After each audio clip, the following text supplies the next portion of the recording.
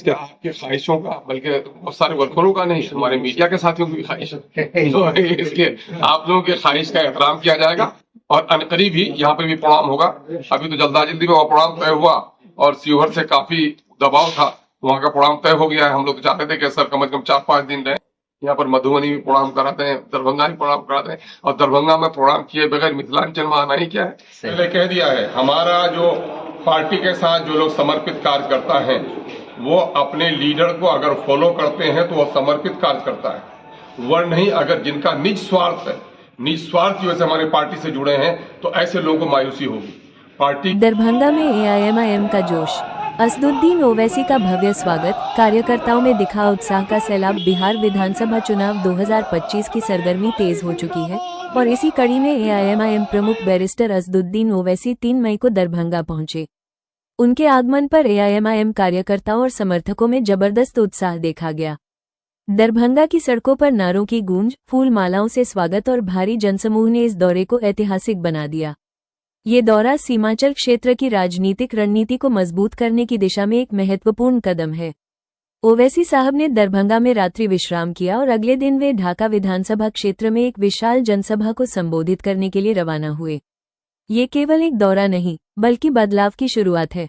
AIMIM Seemanchal के मुस्लिम बहुल इलाकों में अपनी पकड़ मजबूत करने के लिए लगातार जनसभाएं कर रही है और जनता का समर्थन तेजी से पार्टी की ओर बढ़ रहा है। बड़ी जनसभा का ऐलान, आइए बदलाव का हिस्सा बनिए। वहीं आज 4 मई 2025 दरभंगा से ढाका हाई स्कूल खेल मैदान, पूर्वी चंपारण, बिहार उनका काफिला रवाना होगा। एआईएमआईएम बिहार अध्यक्ष अख्तरुल ईमान ने कहा, हम इस बार पूरी तैयारी के साथ मैदान में हैं। जनता का विश्वास एआईएमआईएम के साथ है। जल्द ही हम अपने उम्मीदवारों की घोषणा करेंगे। उन्होंने आगे कहा, तेजस्वी यादव ने हमारे 4 विधायकों को तोड़ा था। इस बार हम 24 सीटें जीतकर उन्हें करारा जवाब देंगे। इस मौके पर एआईएमआईएम की दरभंगा जिला इकाई के कई वरिष्ठ नेता और कार्यकर्ता मौजूद थे, जिनमें दरभंगा जिलाध्यक्ष और स्थानीय पदाधिकारी शामिल रहे। एआईएमआईएम में विभिन्न दलों से आए कई नए चेहरों ने भी सदस्यता ली, जिससे पार्टी की ताकत को और बल मिला है। ये दरभंगा की जमीन पर बदलाव की पहली दस्तक है। एआईएमआईएम के साथ नया बिहार गढ़ने का समय आ गया है। कि आपकी ख्वाहिशों का, बल्कि बहुत सारे वर्करों का नहीं, हमारे मीडिया के साथियों की भी ख्वाहिश है। तो इसलिए आप लोगों की ख्वाहिश का एहतराम किया जाएगा और अनकरीब ही यहाँ पे भी प्रोग्राम होगा। अभी तो जल्दी में वो प्रोग्राम तय हुआ और शिवहर से काफी दबाव था, वहाँ का प्रोग्राम तय हो गया है। हम लोग तो चाहते थे कि सर कम से कम 4-5 दिन रहे। यहाँ पर मधुबनी भी प्रोग्राम कराते हैं, दरभंगा भी प्रोग्राम कराते हैं, और दरभंगा में प्रोग्राम किए बगैर मिथिलांचल में आना ही क्या है। सही तो सेंटर है भाई। किन मुद्दे पर चुनाव लड़ा जाएगा इस बार? मुद्दों पर मुद्दे कमी है क्या आपको? आप बिहार में हैं, आप मुद्दे नहीं देख रहे हैं? भ्रष्टाचार इसकी जो गंगोत्री बह रही है, ऐसा कभी आपने देखा? लोकतंत्र नाम की कोई चीज रह गई है? अफसरशाही का नंगा नाच किस तरह से हो रहा है? शराब खाने कल तक चलते थे, उनके टैक्स के पैसे गवर्नमेंट के खाते में जमा होते थे। आज शराब की कालाबाजारी हो रही है। दलालों को और पुलिस को और सरकार के लोग इसको आज हजम कर रहे हैं। कौन सा काम है? स्कूलों में टीचरों की बहाली हो गई है, लेकिन सारी यूनिवर्सिटियों को इन लोगों ने बर्बाद करके रख दिया है। कौन सी कल ठीक है? कल तक लूट हो रही थी सड़कों पर, आज बिहार में सबसे ज्यादा लूट अगर कहीं है, एस्टीमेट घोटाला है। जो काम 10 लाख रुपए में होना चाहिए था वो 1 करोड़ में हो रहा है। आप मेरे किन मुद्दों पर? और अगर राष्ट्रीय स्तर पर आकर देखें तो 56 इंच वाले का सीना सिकुड़कर 36 इंच हो गया है। पहले कह दिया है, हमारा जो पार्टी के साथ जो लोग समर्पित कार्य करता है वो अपने लीडर को अगर फॉलो करते हैं तो वो समर्पित कार्य करता है, वह नहीं अगर जिनका निज स्वार्थ की वजह से हमारे पार्टी से जुड़े हैं तो ऐसे लोगों को मायूसी होगी। पार्टी के चीफ, हमारी जो इलेक्शन के सिलसिले में जो हमारा मैनेजमेंट है, जो एडवाइजरी कमेटी हमारी है, उसके अनुरूप फैसले लिए जाएंगे और जो समर्पित कार्य करता होगा उस फैसले को मानेंगे। आज जो लोग निज स्वार्थ के लिए आए हैं उनको उदासीन। दरभंगा में सर 10 सीट है, तो किसी में आपको अभी तक कोई लगा कि नहीं कोई है जो लड़ाना चाहिए? अभी हम लोग देख रहे हैं, अभी काफी दिन है यार, अभी देख रहे हैं, हम लोग दौड़ा रहे हैं कि कौन इलाके में कौन हमारा आदमी है जो अच्छा कर सकता है। हम लोग सारी चीजों का सर्वे करेंगे, विश्लेषण करेंगे, उसके बाद में फैसला। मिथिलांचल में बैठे हैं सर, कोई संदेश मिथिलावासी को? भाई मैं कह रहा हूँ कि मिथिला और सीमांचल की हालत यूं ही खराब है। इस इलाके की बड़ी अनदेखी दिल्ली और पटने में बैठकर लोगों ने की है ना। एक हवाई अड्डा बनते बनते लगता है कि हवाई अड्डा नहीं, ऊपर से आसमान से चांद उतारा जा रहा है, वो भी पूरा काम नहीं हो सका है। इस इलाके की में सैलाब की तबाही है, सैलाब से बचाने का, बाढ़ से कटाव से निजात दिलाने का कोई काम नहीं हो सका है। और अगर संतुलित विकास की बात कही जाए तो पटने के करीब करीब के क्षेत्रों के बराबर सीमांचल का और मिथिलांचल का भी विकास होना चाहिए। ये हुआ था कि पिछला बार चूंकि हम लोगों ने एक थर्ड अलायंस बनाया था ग्रांड डेमोक्रेटिक अलायंस के नाम से, उसमें हमारी बहुत सारी ऐसी सीटें थी जहां हम लड़ना चाहते थे। अलायंस की वजह से वो सीटें हमें दूसरों को देनी पड़ी, साथियों को, जिसकी वजह से हमारे कुछ लोगों को मायूसी हाथ आई है। लेकिन अब की बार अब तक तो हम तनहा हैं, अब तक तो हम तनहा हैं, लेकिन हमारी कोशिश है कि लाइक माइंडेड लोगों को जोड़ा जाए और 25 जिले में हमारा संगठन खड़ा हो गया है और हमने वो किया है कि भाई 4 अगर हमारे तोड़े गए हैं तो हम लोगों ने संकल्प लिया कि 24 लाएंगे। पिछली बार हम 19 सीट पे लड़े थे, तो जाहिर है कि 24 को लाने के लिए तो 24 से अधिक सीटों पर ही लड़ना पड़ेगा। लेकिन ये मामला वक्त, हालात, संगठन और अलायंस को सामने में रखकर जनाब बैरिस्टर सूचना दी। ये जाति जनगणना की घोषणा को किस तरीके से ले रही है मैम? देखिए, जातीय आधारित देश में होना चाहिए ताकि गरीबों का, पिछड़ों का की सही तस्वीर सामने में आए।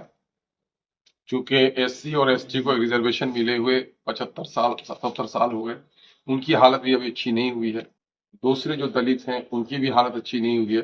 सेंसस का मेन मोटो ही यही है कि उसकी बुनियाद पर आगे के मंसूबे बनाए जाए। तो जब तक विभिन्न जातियों की सामाजिक, शैक्षणिक, आर्थिक स्थिति का अध्ययन नहीं हो, उनके अपलिफ्टमेंट के लिए प्रोग्राम नहीं बनाया जा सकता। लेकिन मामला ये है कि वो टाइम बाउंड होना चाहिए। ये ऐसा नहीं कि अपोजिशन के लोग एक आवाज उठा रहे थे और उसको एनडीए के लोगों ने लपक लिया है कि हम करेंगे, और कब तक करेंगे इसका एक टाइमलाइन तय होना चाहिए कि 2 साल या 3 साल के अंदर वो करेंगे और उसके जो नतीजे आएंगे उस पर कार्रवाई करेंगे। चूंकि इस वक्त बिहार में जो जाति आधारित गणना हुई है, इसको रद्दी के खाते में डाल दिया गया है। 500 करोड़ रुपए असेंबली से दिया गया और मैं दावा करता हूं कि पंचायत सचिव से लेकर विभागीय सचिव तक 6 महीने तक पूरा इस काम में लगे रहे। 5000 करोड़ का खर्चा हुआ है। लेकिन आप पत्रकार हैं, क्या उसकी रिपोर्ट है आपके पास? आज तक बिहार गवर्नमेंट ने उसको पब्लिक नहीं किया। लिमिटेड कॉपियां छापकर अपने एमएलएज को, एमएलसी को सिर्फ तकसीम कर दिया। उसके बाद वो नीतीश कुमार जो कह रहे थे कि हम जाति आधारित गणना करेंगे, उसका क्या फलाफल हुआ? उस पर रिपोर्ट सामने में आई है कि उसमें एससी एसटी की हकमारी हुई है, दलितों की हकमारी हुई है, अकलियतों की हकमारी हुई है। उस पर कुछ भी नहीं किया। तो सिर्फ ये प्रोपेगेंडा न करे कि एक उठती हुई आवाज को दबाने के लिए कि हाँ हम ये काम करने जा रहे हैं। हुकूमत को तय करना चाहिए कि हम इतने दिनों में करेंगे और इसके नतीजे पर कार्रवाई करेंगे, तभी इसका मकसद पूरा। इसमें एक और बात, देखिए, लोक जनशक्ति पार्टी रामविलास, जिसके संस्थापक स्वर्गीय रामविलास पासवान जी, वो समाज सेवी थे, समाज के विचारधारा से चलने वाले नेता थे। वो सिद्धांतवादी थे, सेकुलरवादी। जब तक के हमारे स्वर्गीय रामविलास पासवान जी पार्टी का बागडोर अपने हाथ में रखे, मुसलमानों के हित के लिए, दलितों, पिछड़े, अति पिछड़े, शोषितों की, वंचितों की आवाज़ के लिए हमेशा सड़क से सदन तक आवाज़ उठाई। वो भले ही सभी किसी की भी सरकार में हो, वो मंत्री जरूर रहे, लेकिन अपनी विचारधारा को फिरकाप्रस्त पार्टी के विचारधारा से कभी जोड़ा नहीं। और यही वजह रही कि हमारे स्वर्गीय रामविलास पासवान जी एक अच्छे छवि के नेता माने जाते रहे और पूरे भारत का विश्व में वो एक बहुत ही ईमानदार और जानदार, शानदार नेता के रूप में प्रसिद्ध हुए। आप क्या नाम बता रहे हैं? हमारे नेता गरीबों के मसीहा, वंचितों की आवाज, दलितों की आवाज, सारे समाज की आवाज, मजलूमों की आवाज अगर कोई उठाते हैं तो उनका नाम है असदुद्दीन ओवैसी साहब। आज मिथिलांचल की पवन धरती दरभंगा में पहुंचे, सारे कार्यकर्ताओं में हमारे खुशी की लहर है। इसी खुशी की लहर के मौके पे आज लोक जनशक्ति पार्टी दरभंगा के जिला के उपाध्यक्ष, मजबूत नेता, आज हम मकसूद भाई, आज हमारे महमूद भाई आज हमारे साथ शामिल हुए हैं। हमारे बिहार के प्रदेश अध्यक्ष अख्तरुल ईमान साहब और इनको माननीय विधायक ने इनको जो स्वागत करके पार्टी में शामिल किया, हम सब कार्यकर्ता इनका धन्यवाद, शुक्रिया अदा करते हैं। और इनके कदम से कदम मिला के यह पार्टी को मजबूत करने का काम करेंगे, यही उम्मीद है इनसे कि पार्टी को मजबूत करेंगे। ठीक।